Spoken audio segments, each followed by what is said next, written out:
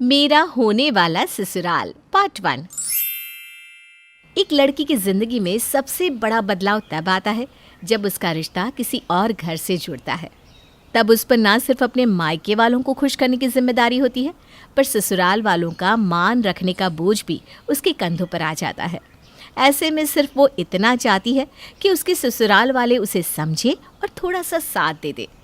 पर अफसोस, ऐसा कई लड़कियों के साथ नहीं हो पाता। वर्षा इस साल 25 की हो चुकी थी और उसके पिताजी ने उसका रिश्ता मानव के साथ, जो कि एक इंजीनियर है, उसके साथ तय कर दिया। अब आपकी बेटी हमारी हो गई भाई साहब। वर्षा, अब कुछ ही वक्त के बाद तुम अपने ससुराल आ जाओगी। हाँ भाभी, हम सब आपका बेसब्री से इंतजार करेंगे। हाँ, क्यों नहीं। बस कुछ ही महीनों बाद हम शादी का मुहूर्त निकलवा लेंगे। हाँ, तब तक आपकी भी बेटी के लिए जो बनाना है बना लीजिए। वैसे हम तो दहेज के सख्त खिलाफ है, लेकिन अब आप भी अपनी बेटी को खाली हाथ तो निकालेंगे नहीं, क्या भाई साहब? जी जी, सही बात है बहन जी। हाँ बहन जी, हमसे जो भी हो पाएगा हम उससे बेहतर ही करेंगे, आप चिंता मत कीजिए। अरे नहीं नहीं, चिंता किस बात की। देखिए, हमें कुछ नहीं चाहिए, आप जो देंगे अपनी बेटी को ही देंगे। मानव, अब चले या वर्षा को ही निहारता रहेगा? वर्षा खुश थी, उसे मानव जैसा एक अच्छा जीवन साथी मिल रहा है। पर कहीं ना कहीं उसके मन में कुछ संकोच भी था। जिस तरह से उसकी होने वाली सास ने उसके पिताजी से शादी की तैयारियां करने को कहा था। पापा, मेरी होने वाली सास ने आपसे ज़्यादा कुछ तो नहीं मांगा ना? अरे नहीं नहीं बेटा, ऐसा कुछ भी नहीं है। और तू ना चिंता मत कर, तू तो बस आने वाली ज़िंदगी के सपने देख, ये सब हम देख लेंगे। पापा, फिर भी आप खुद पर ज़्यादा बोझ मत लीजिएगा। मैं हूँ ना, मैं अपनी जॉब से सब कुछ कर लूँगी। अरे तू चिंता मत कर वर्षा, तेरे पापा और मैं सब संभाल लेंगे। वर्षा एक सुलझी हुई, पढ़ी लिखी और अपने पैरों पर खड़ी हुई लड़की थी। उसका रिश्ता पक्का होने के बाद मानव और वर्षा आपस में बात करने लगे थे। अच्छा वर्षा, मैं ये कह रहा था कि अब तुम जॉब क्यों नहीं छोड़ दी थी? अब तो हमारी शादी होने वाली है। हाँ, पर अभी हमारी शादी में कई महीने बाकी हैं मानव। मैं अभी से जॉब क्यों छोड़ दूँ? पर अब तुम्हें घर के कामों पर ध्यान देना चाहिए ना। शादी के बाद तो तुम्हें यही करना है। शादी के बाद मैं सोच रही थी जॉब नहीं छोड़ूंगी, पर घर से ही काम करूंगी। तुम नहीं चाहते क्या मैं घर से काम करूं? मुझे नहीं लगता मेरी माँ को ये सब पसंद आएगा। मैं तुम्हारी राय पूछ रही हूँ मानव। तुम भी तो पढ़े लिखे हो, क्या तुम भी नहीं चाहते कि मैं भी अपना करियर बनाऊं? इस बारे में हम बाद में देखेंगे। देखते हैं मेरी माँ शादी के बाद क्या कहती है। मानव ने वर्षा के सवालों का ठीक से जवाब नहीं दिया। इस बात का वर्षा को काफ़ी बुरा लगा, लेकिन उसने मानव से कुछ नहीं कहा। कुछ दिन ऐसे ही चलते रहे। अब मानव के साथ वर्षा की होने वाली सास और ननद भी उसके साथ फ़ोन पे बात करने लगे थे। जी जी, मैं ठीक हूँ मम्मी जी, आप कैसी हैं? हाँ, मैं भी ठीक हूँ। ये क्या बात हुई, तुम तो मुझे फ़ोन ही नहीं करती कभी। नहीं नहीं, ऐसी कोई बात नहीं है मम्मी जी। मैंने सुना तुम अभी भी काम पर जाती हो। ऐसा ही चलता रहा तो तुम घर का काम कब सीख पाओगी बेटा? हैं? अब ये बाहर का काम और नौकरी छोड़ो और घर के काम और खाना बनाना सीख लो। जी मम्मी जी, आप चिंता मत कीजिए, मुझे काफ़ी कुछ आता है। मेरी माँ ने सब कुछ सिखाया है। अच्छा, तो ठीक है फिर।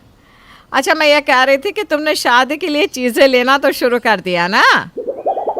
मैं कुछ समझी नहीं मम्मी जी। अरे मेरा मतलब है गहने, कपड़े, ससुराल वालों के लिए तोहफे, यही सब। मैं ये कह रही थी कि जो भी तोहफे आप लोग हमारे लिए डालो ना, वो अच्छे महंगे वाले होने चाहिए, ठीक है? ऐसा ना हो कि हमारी इज्जत चली जाए। पर सबके लिए तोहफे लाने की क्या ज़रूरत है मम्मी जी? अरे ज़रूरत कैसे नहीं, हमारी इज्जत का सवाल है। हमारे घर की पहली शादी है। तुम एक काम करना, सबके लिए तोहफों के साथ ड्राई फ्रूट्स के डब्बे भी डाल देना। अच्छा चलो, अब मैं रखती हूँ, बाद में बात करती हूँ। वर्षा की सास अब उसे आए दिन फ़ोन करती और वहाँ वर्षा का हालचाल नहीं, बल्कि यही सब बातें हुआ करती थी। वर्षा को अब ये सब अच्छा नहीं लग रहा था, लेकिन उसके माता पिता उसे हर बार चुप करवा देते, ये कहकर कि ये सब तो होता ही है। अरे बेटी, अब तुम कुछ ज़्यादा ही सोच रही हो। ये सब तो हर समाज में होता ही रहता है। हाँ, और फिर बेटी को नहीं देंगे तो किसे देंगे? तुम हमारी इकलौती बेटी हो। माँ पापा, पर मुझे ये सब नहीं पसंद।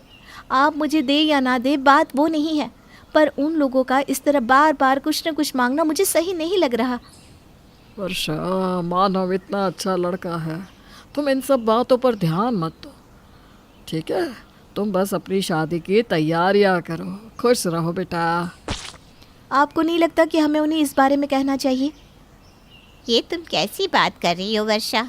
वो तुम्हारा होने वाला ससुराल है। अगर उन्हें किसी बात का बुरा लग गया तो, कहीं वो लोग नाराज़ हो गए तो? पर माँ पापा, मैं नहीं चाहती कि आप दोनों मेरी वजह से इतना सब करें।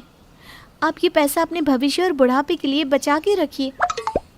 अरे माँ बाप पैसा कमाते हैं किसके लिए है? ताकि वो अपने बच्चों पर खर्च कर सके। तुम बस अपनी शादी की खुशियों पर ध्यान दो, बाकी सब हम देख लेंगे। वर्षा ने अपने माता पिता को समझाने की बहुत कोशिश की, लेकिन वो दोनों इन बातों को नज़रअंदाज करने के लिए ही कहते रहे। फिर वर्षा ने सोचा कि शायद वही कुछ ज़्यादा सोच रही है, इसलिए उसने भी इस बारे में किसी से कुछ नहीं कहा। लेकिन कुछ दिन बाद उसकी ननद का फ़ोन आया। हेलो भाभी, कैसी हैं आप? मैं ठीक हूँ, तुम कैसी हो? मैं भी ठीक हूँ भाभी। 2 दिन बाद मेरा जन्मदिन है, तो मैं चाहती थी कि आप भी मेरे जन्मदिन पर आए। हाँ हाँ, क्यों नहीं, पक्का आऊँगी पिंकी।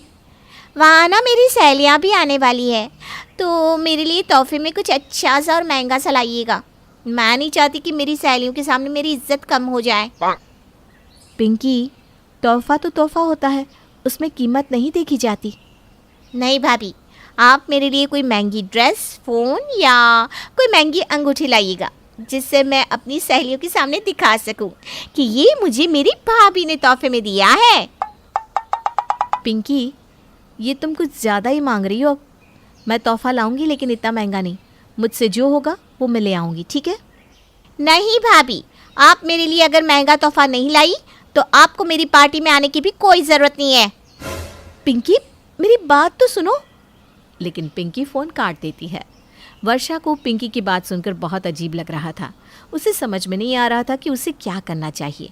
और जब उसने इस बारे में अपने माता पिता से बात की तो उन्होंने पिंकी के लिए एक नया फ़ोन ले दिया, जो वर्षा को बिल्कुल अच्छा नहीं लग रहा था। वर्षा को पहले दिन से अपने होने वाले ससुराल की कुछ बातें खटक रही थी, पर जैसे जैसे वक्त बीतता गया वैसे वैसे उनका बर्ताव और भी ज़्यादा शंकाजनक होता गया। और इस बार तो वर्षा की ननद पिंकी ने वर्षा से अपने जन्मदिन पर उसे महंगा मोबाइल देने को कह दिया। अरे पापा, आप कैसे कह रहे हैं कि ठीक है? और आप क्यों लाए पिंकी के लिए मोबाइल? अरे बेटा, वो तुम्हारी होने वाली ननद है, छोटी बहन जैसी है। क्या फ़र्क पड़ता है अगर मोबाइल दे दिया तो? हाँ बेटा, तुम पहली बार अपनी ननद के जन्मदिन पर अपने होने वाले ससुराल जा रही हो। ऐसे में खाली हाथ जाना अच्छा लगता है क्या? पर माँ, ये इतना महंगा मोबाइल, ये इतनी मिठाइयाँ, ये सब के लिए तोहफे, ये सब बहुत ज़्यादा है। अब मैं इस बारे में मानव से बात करूँ, शायद वो अपने घर वालों को समझा सके। नहीं नहीं वर्षा, ऐसा कुछ भी मत करना। हमने कहा ना सब ठीक है। अरे यह सब तो समाज में चलता ही रहता है, तुम चिंता मत करो। और आज अच्छे से तैयार होकर जाना अपनी ननद के जन्मदिन की पार्टी में। वर्षा चाहती थी कि वो इस बारे में मानव से बात करे, लेकिन उसके माता पिता ने उसे ऐसा करने से मना कर दिया। इसलिए वो भी इन सब बातों को नज़रअंदाज कर पार्टी में जाने के लिए तैयार हो गई। तैयार हो गई बेटा? देखिए, सारा सामान मैं कार में रखवा देती हूँ, तुम अपनी सास को दे देना, ठीक है? ठीक है माँ। और सुन, वहाँ कुछ भी उल्टा सीधा मत कह देना, ठीक है? पहली बार ससुराल में जा रही है तो सोच समझ कर सबसे बात करना। हाँ पापा, आप चिंता मत कीजिए, मैं सब संभाल लूँगी। मानव वर्षा को लेने आता है और दोनों साथ में पार्टी में जाते हैं। वर्षा के मन में तो था कि वो मानव से इस बारे में बात करे, लेकिन उसके माता पिता ने उसे ऐसा कुछ भी कहने से मना किया था, इसलिए वो चुप रही। मानव के साथ वो पार्टी में पहुंची जहाँ उनके काफ़ी सारे रिश्तेदार मौजूद थे। वर्षा, तुम जो सामान लाई हो सबसे पहले वो मम्मी को दिखा दो, ठीक है? जी ठीक है। मम्मी जी, ये सब तोहफे और पिंकी के लिए मोबाइल मम्मी पापा ने भेजा है, आप देख लीजिए। हाँ हाँ, ठीक ही लग रहा है, पर मिठाइयाँ थोड़ी सस्ती है। हमारे घर ना ऐसी मिठाइयाँ नहीं खाते। अगली बार अपनी मम्मी पापा से कहना कि ड्राई फ्रूट वाली मिठाइयाँ ही भेजे, ठीक है? और ये तोहफे भी कुछ खास नहीं है, पर अब क्या कर सकते हैं, जो है सो है।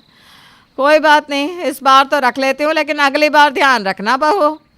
जी मम्मी जी। जाओ ये मोबाइल अपनी ननद को दे दो, वो वहाँ अपनी सहेलियों के साथ खड़ी है। वर्षा पिंकी के लिए लाया मोबाइल लेकर उसे देने जाती है। Happy birthday Pinky. Thank you भाभी। आप मेरे लिए वो तोहफा लाई है ना जो मैंने कहा था? हाँ हाँ, ये लो तुम्हारा मोबाइल। अरे ये तो बहुत पुराना मॉडल है, मुझे तो नया वाला चाहिए था। नहीं पिंकी, ये भी काफ़ी नया मॉडल ही है और काफ़ी महंगा भी है। क्या भाभी, आप भी ना ऐसे सस्ती मोबाइल मैं यूज़ नहीं करती। आप पहली बार मेरे लिए तोहफा लाई हैं और वो भी इतना सस्ता। आपने तो मेरी सहेलियों के सामने मेरी नाक ही कटवा दी। अरे क्या हुआ, क्या बातें चल रही है ननद भाभी में? भैया देखिए ना भाभी मेरे लिए कैसा मोबाइल लेकर आई है, मुझे ये बिल्कुल पसंद नहीं आया।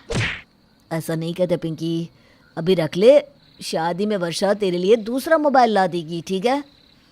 ठीक है, आप कहते हैं तो मैं मान जाती हूँ। वर्षा को मानव की बात सुनकर हैरानी हुई कि मानव पिंकी को समझाने के बजाय उसे नया मोबाइल दिलाने की बात कर रहा था। ये मोबाइल काफ़ी महंगा है मानव, आपको पिंकी को समझाना चाहिए। अरे रहने दो ना, बच्ची है, धीरे धीरे समझ जाएगी। इतनी भी बच्ची नहीं है, अब 21 साल की है वो। अरे तुम्हारी ननद है, तुमसे मांगने का हक नहीं है क्या कुछ से? जहाँ प्यार होता है ना, वहाँ मांगने की ज़रूरत नहीं होती है मानव। और मैं शादी में पिंकी के लिए कोई मोबाइल नहीं लाऊंगी, मैं अभी से कह देती हूँ। अब तुम ये सब बातें छोड़ो, ये सब बातें तुम्हारे मम्मी पापा देख लेंगे और मेरी माँ। नहीं, मैं आज सब कुछ साफ कर देना चाहती हूँ कि मेरे मम्मी पापा आपकी कोई मांग पूरी नहीं करेंगे। अरे तुम ये सब बातें बड़ों पर छोड़ दो ना, वो ये सब देख लेंगे। नहीं, अब नहीं। कई महीनों से देख रही हूँ आपकी तरफ से कोई ना कोई मांग आती ही रहती है, कभी गहनों की, कभी तोहफों की, कभी कभी कुछ कभी कुछ। अभी तक मैंने कुछ नहीं कहा क्योंकि मेरे मम्मी पापा के संस्कार बीच में आ रहे थे, पर अब और नहीं। वर्षा और मानव की बातों पर अब पार्टी में मौजूद सब लोगों का ध्यान चला गया था। इस सब को देखकर कावेरी बीच में आ जाती है।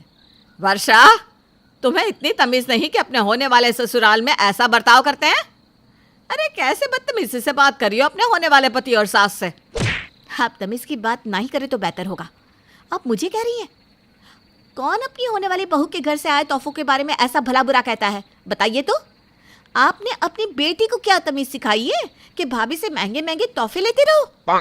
चुप रहो तुम, खबरदार जो तुमने मेरी बेटी के बारे में कुछ कहा तो। क्यों, अब आपको बुरा लग रहा है जब खुद की बेटी के बारे में कोई बोल रहा है तो?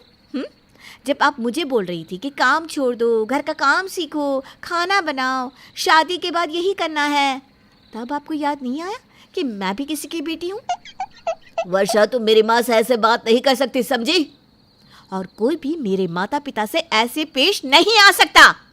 उनसे अलग अलग चीज़ों की मांग करना, तोहफे लेना, गहने लेना, तब तुम्हें याद नहीं आया कि वो मेरे माता पिता हैं। अरे ये तो सदियों से होता आया है, लड़की वालों को तो ये सब करना ही पड़ता है, कौन सी नई बात है इसमें? आज हमारा समाज बदल रहा है। आज लड़कियां बिचारियां नहीं हैं, अपने पैरों पर खड़ी हैं। इसलिए मैं इस सब चीज़ों का विरोध करती हूँ। बेहतर होगा ये सब बातें हम बड़ों पर छोड़ दें। जब शादी हम दोनों की हो रही है तो फैसला भी तो हमारा ही होना चाहिए ना। अच्छा हुआ कि मुझे मेरे होने वाले ससुराल की असलियत पहले ही पता चल गई। पता नहीं शादी के बाद और क्या क्या होता मेरे साथ, और कितना सब मांगते तुम मेरे माता पिता से। ये है आजकल की लड़कियां, देखो।